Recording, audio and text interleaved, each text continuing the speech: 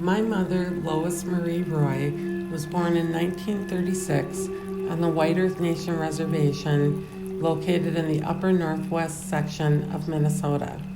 My grandmother Mary told me once that her daughter was a kind and generous person throughout her life and loved others unconditionally.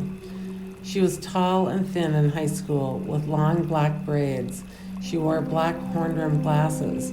She and her brother Marty spent time wrestling in the house, much to the chagrin of their other 3 siblings. My mother was 2 years older than Marty, so she won all the battles until he was big enough to start winning. Lois gave up wrestling with him then. Mom initially attended the small village school near her home in Natawash, which translates from Ojibwe to English as the eagle soars. She excelled in her classes, especially math and science, and she decided she would like to attend nursing school after high school graduation. Following middle school, Mom went to the high school in the small town of Mahnomen, Minnesota. She was bullied and harassed for being Native by the Caucasian students, and she sank into a deep depression. Mom would sleep all weekend at the end of the school weeks. My grandpa and grandma were very concerned about her melancholy, as it was called back then. My mom's teacher, Miss Goodwin, said she was smart and a capable student, but she wasn't earning good grades due to the bullying. She acted as an advocate for my mom, but with little success, as bullying was hard to break in a town with institutional racism taught to children from their parents and families. My grandmother heard of a Native boarding school in Lawrence, Kansas, called the Haskell Institute. She sent a letter to the school applying for admission for my mother, and she was accepted. Her best friend, Ellie Mae Robinson, also attended the school, and my mother was less lonely with Ellie there, as she missed her family and they were too poor to have Lois take trips back to the reservation.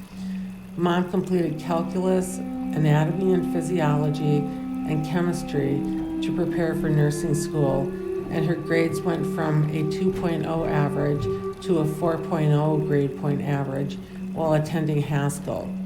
She graduated in 1953 and went on to St. Francis School of Nursing in Breckenridge, Minnesota. Mom became a nurse after the 3-year program and practiced in Portland, Duluth, Rochester, and White Earth before moving to Minneapolis and working at Abbott Northwestern Hospital. In 1959, Lois met her future husband when she went into his hardware store to buy a light bulb. They had a whirlwind romance and eloped after a year of dating to Davenport, Iowa. My mom and dad raised 4 children together. She divorced him after 22 years because he had untreated bipolar disorder, and that was overwhelming to her. But they remained close friends until his death in 1994 from lung cancer. I grew up in Minneapolis, but visited my reservation often and worked with my medicine man and spiritual advisor throughout my growing years and at present. I am active in the Twin Cities Native community as well. I love my culture and Native people, traditions, and spiritual practices. My mom and dad and us 4 kids spent time on the reservation learning cultural practices and traditions, going to powwows, hunting, maple syrup gathering in the sugar bush, picking fruit to make jams, wild ricing, and sweat lodges and ceremonies. I would like to learn my Ojibwe language to preserve it within the culture. I am very close to my brother John, who I live with, and we share American Indian cultural activities, such as daily laying of tobacco to open our prayers to the Creator and spirit world. We also smudge ourselves in our home daily with sage for purification of ourselves and our home. My mother talked about how her father and aunts and uncles were taken from White Earth and put into government boarding schools where they were stripped of their language, had their hair cut, and were dressed in clothes that the Caucasian colonists wore. She said that many of her aunts and uncles were beaten and sexually abused by the nuns and priests. 2 of the ancestors died in the Carlisle School, and their bodies were not returned to the reservation, and were not buried in their native homeland. She was tearful and sad when she talked about the government boarding schools. I have experienced some survivor's trauma and guilt for the suffering of my ancestors. I can't believe the way they were treated, and never seeing the post-traumatic stress disorder they must have suffered from but never talked about.